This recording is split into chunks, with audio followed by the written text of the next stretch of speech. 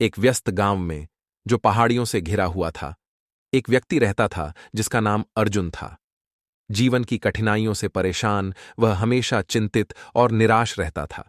उसके दिल पर समस्याओं का भारी बोझ था और रातों की नींद भी उसकी विदा हो गई थी। अर्जुन खुद से, मेरे समस्याएं कभी खत्म क्यों नहीं होती? चाहे मैं कुछ भी करूं, शांति नहीं मिलती। शांति पाने की ठानक कर अर्जुन ने सुना कि एक ज्ञानी संत बुद्ध एक शांत वन में रहते हैं। जवाब पाने के लिए अर्जुन ने बुद्ध की सलाह लेने का निर्णय लिया। अर्जुन दृढ़ता से, मुझे इस संत को ढूंढना होगा और उनकी सलाह लेनी होगी। शायद वह मुझे शांति का मार्ग दिखा सकें। कई दिनों की यात्रा के बाद अर्जुन एक शांत क्लीयरिंग में पहुंचा, जहां बुद्ध एक विशाल पीपल के पेड़ के नीचे ध्यान कर रहे थे। बुद्ध की उपस्थिति शांतिदायक थी और अर्जुन को एक क्षणिक शांति का अनुभव हुआ, हालांकि उसकी चिंताएं अभी भी विद्यमान थीं। अर्जुन बुद्ध के पास जाते हुए, महान संत, मैं दूर से आया हूं, अपने दुखों के बोझ से लदा हुआ। क्या आप मुझे शांति प्राप्त करने का मार्ग दिखा सकते हैं? अर्जुन बुद्ध के सामने झुका, उसकी आवाज कांपती हुई थी। हे ज्ञानी, मेरा मन अशांत है और मेरा दिल परेशान है। मुझे शांति कैसे मिलेगी?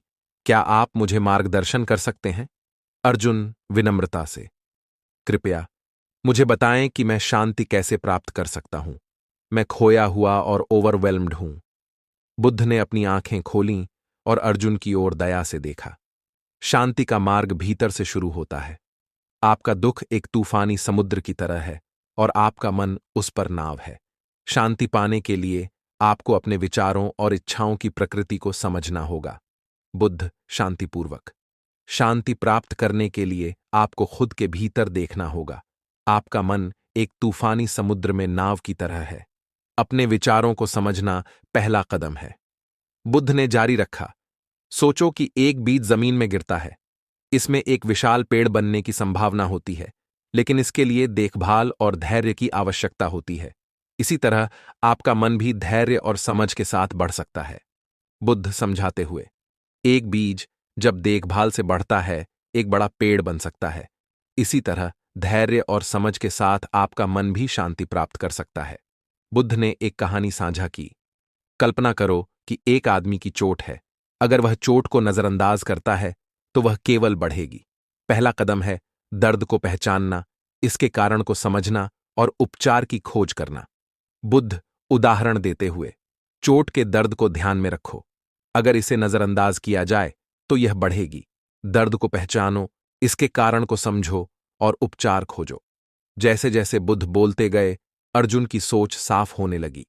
उसने महसूस किया कि उसकी पीड़ा बाहरी परिस्थितियों से नहीं, बल्कि उसकी अपनी इच्छाओं और आसक्तियों से थी। इन्हें छोड़कर वह आंतरिक शांति प्राप्त कर सकता था। अर्जुन आत्मनिरीक्षण करते हुए, तो मेरा दुख मेरी अपनी इच्छाओं और आसक्तियों से आता है। अगर मैं इन्हें छोड़ दूं तो मैं शांति प्राप्त कर सकता हूं। समझ के साथ अर्जुन ने बुद्ध का धन्यवाद किया। वह अपने गांव लौट आया, एक शांत दिल और स्पष्ट मन के साथ तैयार था कि वह शिक्षाओं को अपने जीवन में लागू करे। उसने धैर्य, समझ और दया को अपनाया। अर्जुन आभारी होकर, धन्यवाद महान संत, आपकी शिक्षाओं ने मुझे आंतरिक शांति का मार्ग दिखाया है। मैं इस ज्ञान को अपने साथ ले जाऊंगा। अर्जुन की नई शांति ने उसके गांव वासियों को प्रेरित किया। उन्होंने भी बुद्ध की शिक्षाओं को अपनाया और अपनी शांति की राह खोजी। बुद्ध की ज्ञानवर्धन दूर दूर तक फैल गई, बहुतों के दिलों को छूते हुए। गांववासी प्रेरित होकर, अर्जुन ने बुद्ध की शिक्षाओं से शांति प्राप्त की है। शायद हम भी ऐसा कर सकते हैं और शांति से जी सकते हैं। अर्जुन की यात्रा हमें याद दिलाती है कि सच्ची शांति हमारे भीतर ही है। अपने मन को समझकर और धैर्य और दया का अभ्यास करके हम जीवन की चुनौतियों को शांति और स्पष्टता के साथ पार कर सकते हैं। अर्जुन की कहानी हमें सिखाती है कि आंतरिक शांति हमारे भीतर है। खुद को समझकर और दया का अभ्यास करके हम जीवन की समस्याओं को हल कर सकते हैं